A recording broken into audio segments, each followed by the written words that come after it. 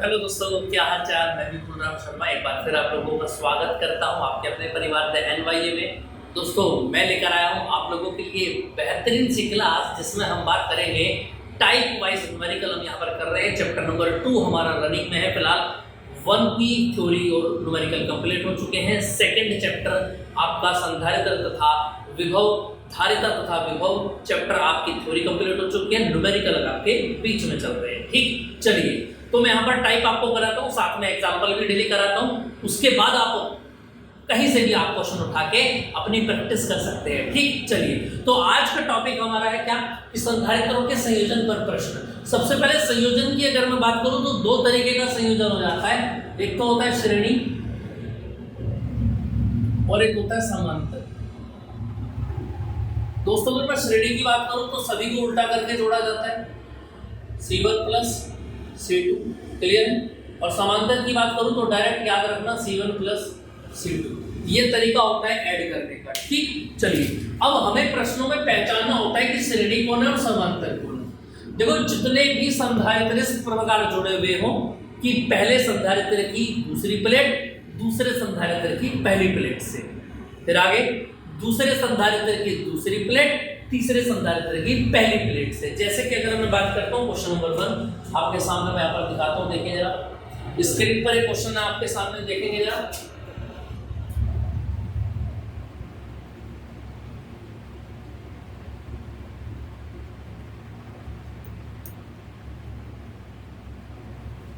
ये 4 माइक्रोफैरड है, ये भी 4 माइक्रोफैरड है और ये भी 4 माइक्रोफैरड है। और आपको निकालनी है इसके तुल्य धारा यानी C इक्विवेलेंट। तो देखो, आपको सबसे पहले पता लगाना होगा कि कितने संधारित्र आपके सामने हैं। देखिए, अगर मैं बात करता हूं तो 1, 2 और 3 संधारित्र आपके सामने हैं। जैसे कि अगर मैं बात करूं C1, C2 और C3। अब तीनों के तीनों संधारित्रों को कैसे पता लगाएंगे, अब श्रेणी में है या समांतर में है। तो देखें दोस्तों, यहां से जाने के बाद ये 2 पॉइंट में डिवाइड हो गया, एक पार्ट ऊपर चला गया और एक नीचे। ऊपर के पार्ट की अगर मैं बात करूं तो ऊपर वाले पार्ट में 2 हिस्से जुड़े हुए हैं और किस क्रम में जुड़े हुए हैं, पहले संधारित्र की दूसरी प्लेट दूसरे संधारित्र की पहली प्लेट से जुड़ी हुई है। तो यही क्रम आपका श्रेणी क्रम कहलाता है। तो C1 और C2 कैसे क्रम में बोलो, श्रेणी में।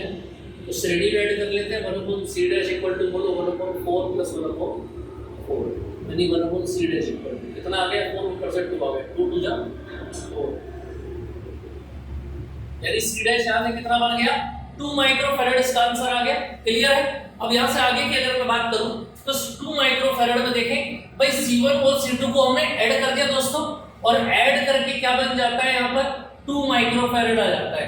और अब इस 2 माइक्रोफैरड को आप कनेक्ट करेंगे C3 के साथ। देखेंगे यार C' इन दोनों को जोड़ के जो आया C' आपने बोल दिया, और C3 के साथ में कैसे ऐड करेंगे, समांतर में ऐड करेंगे यानी कि पैरेलल में।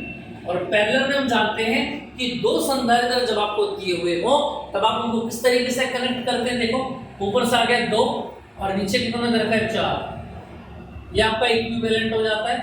और 4 और 2 कितना हो जाते हैं 6 माइक्रोफैरड। इतनी बात क्लियर है। यहाँ तक कोई दिक्कत हो तो बताइए जरा, इतनी बात समझ में आ जाती है। तो यहाँ से आपका क्वेश्चन कंप्लीट हो जाता है कि किस किस तरीके से आप यहाँ पर क्वेश्चन को सोल्व करेंगे। चलिए, इसका स्क्रीनशॉट लेना चाहे तो आप ले सकते हैं, बाकी इसके बाद फिर मैं इस सारे क्वेश्चन कराता हूँ आपको।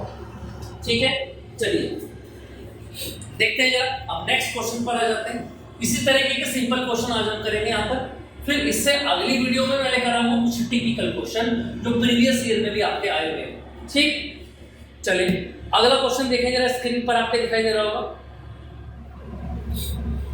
देखो, दिखाई दे रहा है क्वेश्चन, ये क्वेश्चन नंबर 2। देखो स्क्रीन पर दिखाई दे रहा है, ऊपर सबसे कौन है 3 और सबसे नीचे कौन है 3। अब देखो आपको क्लियर हो रहा होगा, सबसे ऊपर 3 है नीचे भी 3 है, तो दोनों कैसे समांतर में जुड़े हुए हैं। 3 और 3 को समांतर में जोड़ देंगे, कितना आ जाएगा 6 और 6 और आगे फिर 3 कैसा है श्रेणी में है, तो इन दोनों को उल्टा करके आप कनेक्ट कर सकते हैं। ठीक, चलिए दोस्तों क्लियर है इतनी बात। अब देखिए आगे बात करते हैं। अब एक डायग्राम आपको और दिखाई दे रहा होगा, क्या एक त्रिभुज बना हुआ है ना, और आपको धारिता निकालनी है ए और बी के बीच में। सवाल नंबर 3, अब ए और बी के बीच में आपको तुल्य धारिता निकालनी है। देखो अगर मैं बात करता हूं ए और बी के बीच में, तो ए और बी के बीच में एक ही संधारित्र आया हुआ है 2 माइक्रोफैरड का, जिसको हमें छेड़ना नहीं है। समझ में आई बात? बाकी इसके अलावा जो बचे हुए 6 और 3, ये कैसे कैसे करूंगा देखना जरा।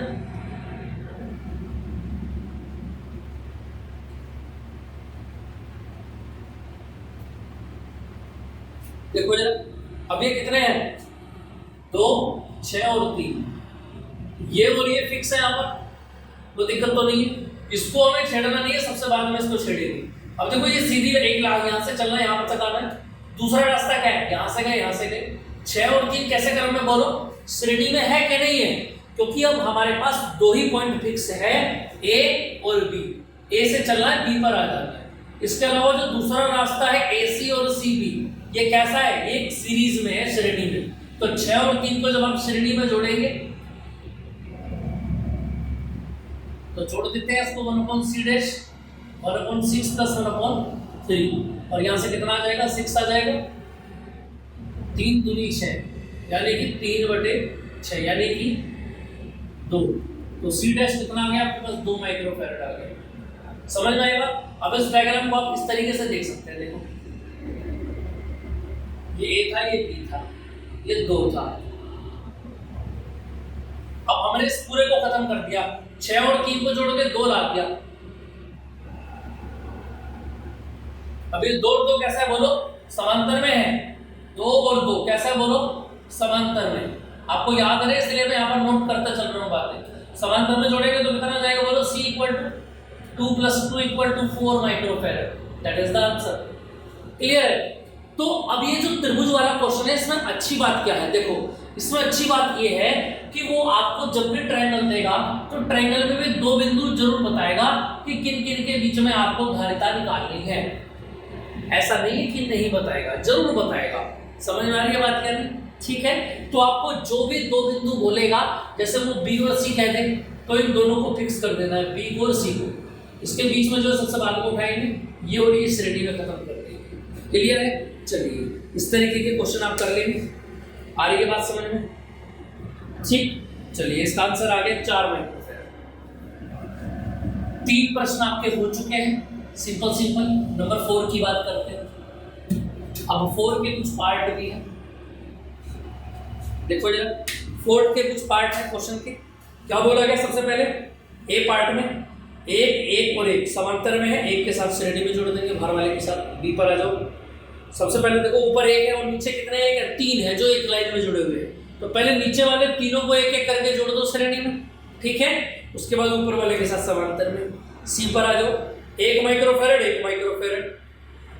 ए और बी के बीच में 1 तो ऊपर है और 1 नीचे है। तो पहले दोनों को आपस में श्रेणी में जोड़ दो और फिर ऊपर नीचे समांतर में ऐड कर देंगे। क्लियर है? चलो उसके बाद डी पार्ट में आ जाते हैं। ए और 1 ऊपर वाले जो 2 हैं, 1 और 1 ऐसे समांतर में है, तो समांतर में जोड़ देंगे। उसके बाद क्या होगा? नीचे वाले दोनों श्रेणी में है, श्रेणी में जोड़ देंगे और फिर दोनों को समांतर में जोड़ देंगे। ठीक है? क्लियर बात समझ में आ पा रही है?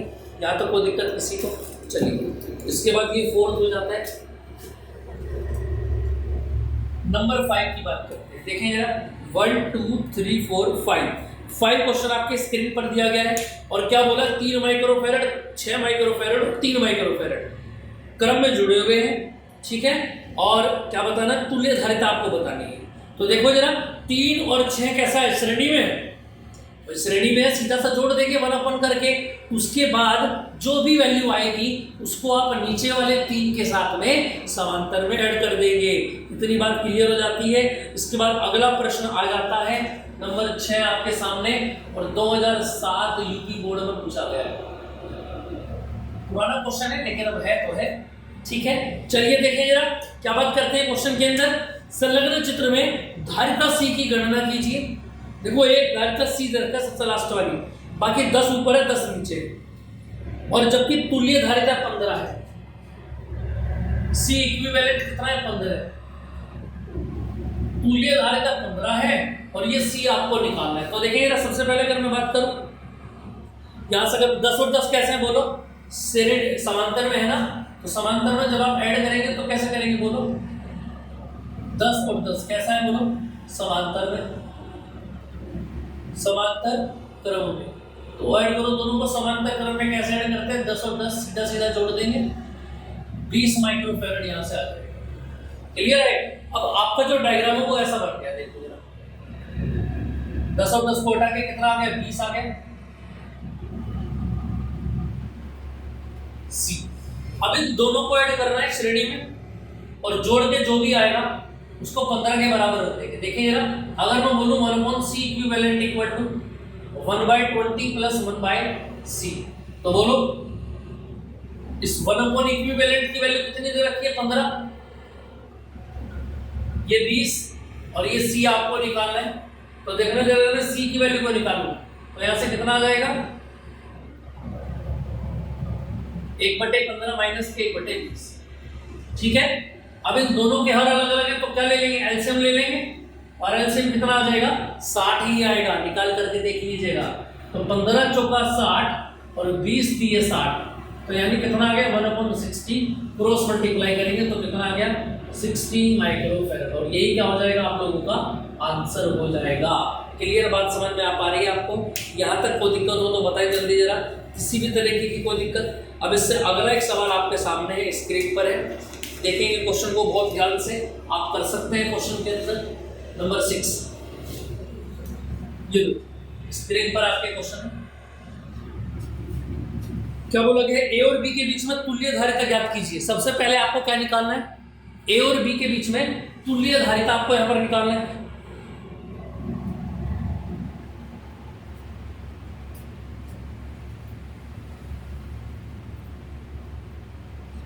नंबर 7 क्वेश्चन, क्रम नहीं टूटेगा तो पीडीएफ की कोई दिक्कत नहीं है। ठीक है, नंबर 7 देखो जरा क्या बोला गया। संलग्न परिपथ में बिंदुओं ए और बी के बीच में तुल्य धारिता बताइए। बहुत सिंपल सा क्वेश्चन है, बस थोड़ी सी बात टिपिकल इसके अंदर डाली गई है, ये मैं आपको बताऊंगा अभी। देखो, ए और बी के बीच में तुल्य धारिता निकालनी है। 2 और 3 कैसे? श्रेणी में, फिर उनको 1.8 के साथ में समांतर में जोड़ देंगे, और फिर 6 के साथ श्रेणी में आपकी तुल्य धारिता आ जाएगी। बोला क्या गया है? ए और बी के बीच में 150 वोल्ट विभवांतर लगाया जाएगा।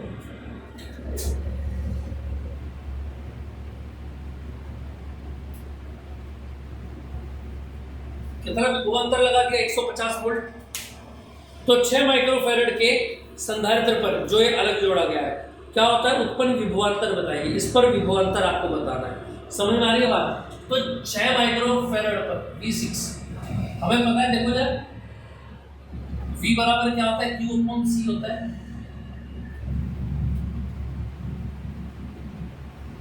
C कितना है? 6 माइक्रोफैरड। 6 गुणा 10 किया तो माइनस के 6। अब ये क्यों नहीं है यहाँ पर मेरे पास? क्या नहीं है? ये क्यों नहीं है? और मुझको पता है श्रेणी क्रम में आवेश कैसा होता है।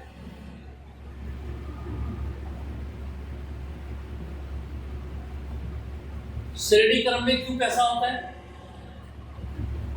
समान होता है। समान होने का मतलब क्या होगा बताओ जरा। अगर Q समान है तो सीधा सा मतलब ये है कि सबसे पहले Q बराबर C × V आपको निकालना पड़ेगा। यहाँ से Q निकालेंगे आप पूरे परिपथ के लिए, जो भी आएगा उसको यहाँ पर रख देंगे और आपका V6 निकल करके आपके सामने आ जाएगा। क्लियर है? चलिए, ऐसे क्वेश्चन कर सकते हैं आप। चलिए, अब कुछ मैं क्वेश्चन आपको घर से देता हूँ जो आप करेंगे होमवर्क में। स्क्रीन पर आपको दिखाई दे रहा होगा। सबसे पहले क्वेश्चन नंबर 8 की बात करता हूँ। देखिए जरा, बिल्कुल फुल स्क्रीन पर आपको दिखाई दे पा रहा होगा। क्वेश्चन नंबर 1 और 1 बिल्कुल सीधे समांतर में जोड़ रहे हैं, और फिर 3 और 3 के साथ में श्रेणी में। दूसरा पार्ट 2 और 2 श्रेणी में, फिर 2 के साथ समांतर में। तीसरा पार्ट 8 श्रेणी में, फिर नीचे वाले 8 के साथ समांतर में, और फिर 4 और 8 के साथ श्रेणी में। अगले पार्ट में ए और बी को मोड़ के सीधा कर लेंगे। 2 और 2 श्रेणी में है, 5 के साथ समांतर में, और फिर 6 के साथ श्रेणी में। क्लियर है? बिल्कुल इजी सवाल है, आप लोग कर सकते हैं। अगला क्वेश्चन फिर ऐसा ही है, नंबर 9। 4 पार्ट है इसके, बहुत सिंपल से तरीके से करना है। क्या बोला गया? देखो जरा, एक ऊपर नीचे जो रखे, पहले समांतर में जोड़ेंगे, शुरू वाले को भी एंड वाले को भी, फिर तीनों को एक साथ श्रेणी में। ठीक है, अगले पार्ट में आ जाते हैं, बी पार्ट में। ए और बी के एक साइड में 2 है, और राइट साइड में कितना है? 6 और 6 है। तो पहले राइट साइड के जोड़ लेते हैं श्रेणी में, फिर 2 के साथ समांतर में। सी पार्ट की बात करते हैं, ऊपर के दोनों श्रेणी में, नीचे के दोनों श्रेणी में, और फिर आप यहाँ पर पैरेलल में ऐड कर देंगे। और बिल्कुल डी पार्ट आपको होमवर्क में करना है। इनके आंसर आप कमेंट बॉक्स में कमेंट जरूर करेंगे, वहां पर इन प्रश्नों के आंसर मैं अच्छे से जांच पाऊंगा। बाकी व्हाट्सएप ग्रुप आप ज्वाइन कर सकते हैं हमारा 9634519461 पर मैसेज कर सकते हैं, वहाँ की प्रॉपर पीडीएफ आपको मिल जाएगी, आंसर्स भी वहां पर अवेलेबल करा दिए जाएंगे। जिस प्रश्न पर आपको कोई दिक्कत होगी उसको आप कमेंट बॉक्स में बता देना या ग्रुप में बता देना, वहां पर उसको हम क्या कर लेंगे, कंसल्ट कर लेंगे आप लोगों से। दोस्तों आप ही लोगों के लिए मेहनत कर रहे हैं और अपना जो भी एफर्ट है आप पूरे तरीके से लगाएं, ठीक है। भले जून चल रहा हो लेकिन 1-2 घंटा तो आप लोग हमें दे ही सकते हैं, ठीक है। चलिए तो मिलते हैं फिर नेक्स्ट क्लास में कुछ बेहतरीन टॉपिक के साथ और छोटी मगर मोटी बातों के साथ। जय हिंद।